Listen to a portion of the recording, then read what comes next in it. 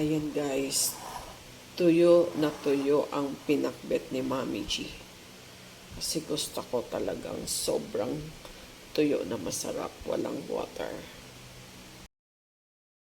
Hi guys! Welcome to my channel. For today's vlog, luto tayo ng pang-lunch. Gulay tayo. Kasi bumili tayo ng maraming gulay since namalengke tayo kahapon. So marami tayong gulay. So hindi pwedeng i-stock ng matagal sa rep ang gulay kasi masisira. So gulay tayo ngayon. Magluluto tayo ng pakbet. Ito namang pakbet, walang bagoong kasi ang bagoong di masyadong maganda sa health. Lalo pat kung tumatanda na, kagaya ni Mami G, yung mga salty, wag muna. So, pakbet siya. Pero yung ating isasahog is karning babski na pinakuluan natin na hanggang lumabas yung mantika. Tapos isasote natin. O, diba? Masarap. Tingnan nyo. Hihiwain ko na. Guys, ito yung babski natin. I-slice na natin yan. And then, ipapakuluan pa rin natin para talaga magiging crispy. Kasi hindi siya magiging crispy. Mukhang sunog siya, pero hindi yan sunog, guys. Hindi siya magiging crispy pag ganyang buo. I-slice ko na, and then, i-deep fried natin ulit hanggang lumabas lahat yung mantika, and then, isasote natin dito sa ating gulay na pinakbet. So, naka-ready na po yung ating atsal, kamatis, onions, and ang ating garlic. So, guys, slice na tayo niyan. Ayan, guys, i-deep fried pa natin yan para lalabas pa talaga yung mantika.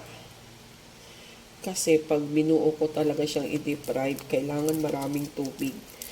Anong oras ako matatapos? At Tom Jones na.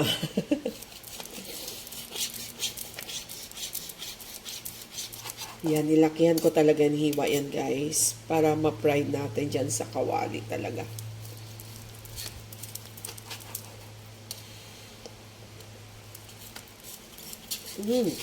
Diba? Okay. I-plaster na natin dito sa ating kawali. Naka-fried na yan kanina eh. Muntik na ngang masunog.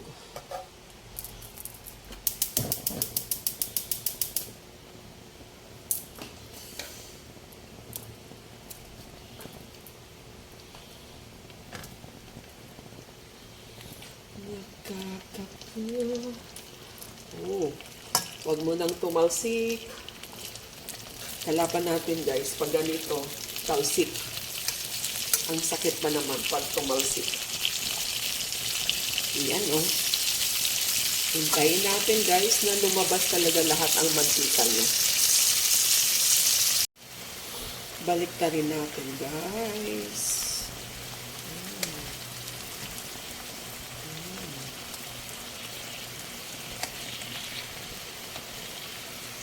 Ayan, lumabas ang lahat ng mantika. Taba pa siya. Labas pa ang mantika dapat para masarap. Talsik or cereal na naman ito pag lumalabas na talaga lahat ng mantika. Baliktad natin. Ito, matalsik na.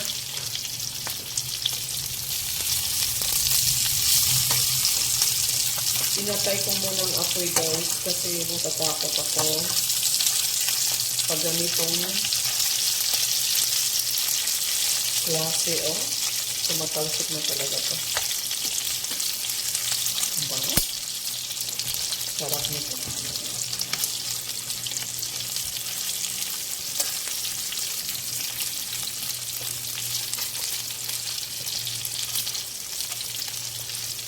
Ayan.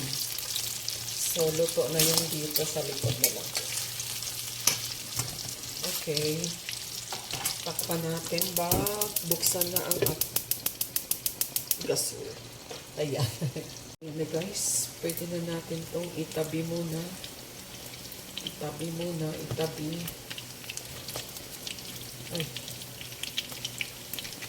Ay, magsusote na po tayo ng ating garlic.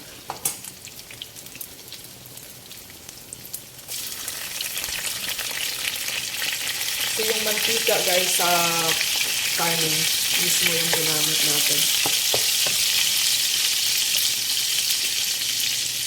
Tumatalsik, guys. Tumatalsik.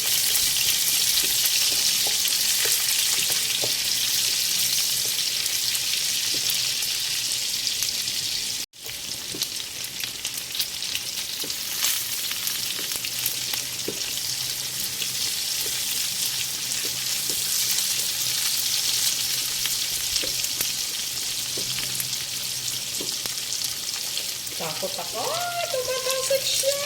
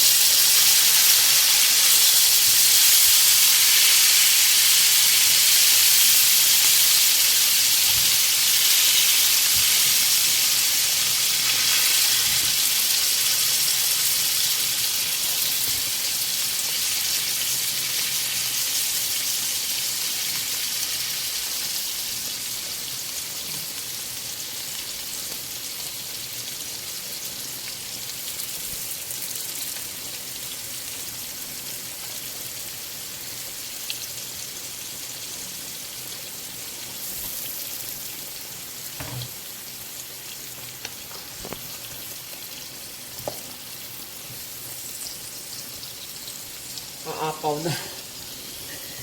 Liit ng kawali kong ginamit, guys.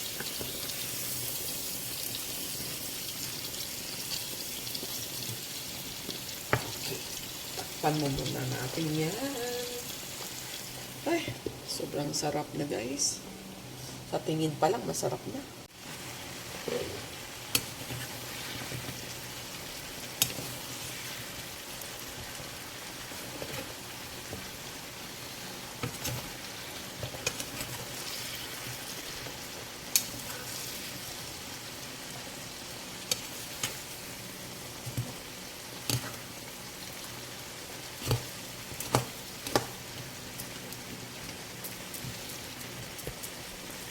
Yummy, yummy in my tummy. Mag-add tayo ng konting salt kasi may salt na yun kanina.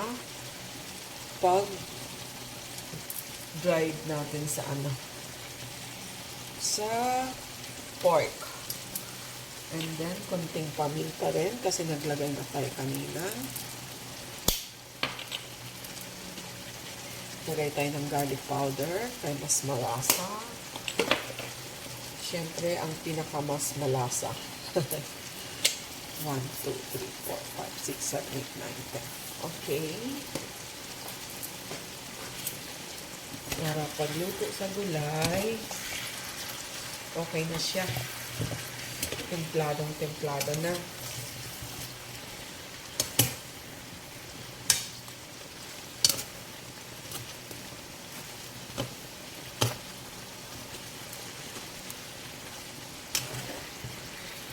Okay, buksan natin ulit yan.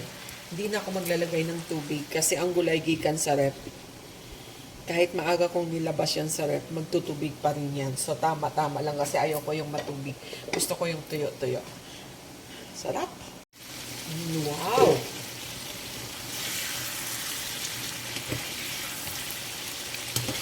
Okay na to, guys. Okay na to. Okay na to. Ayan. Sarap. This is all good.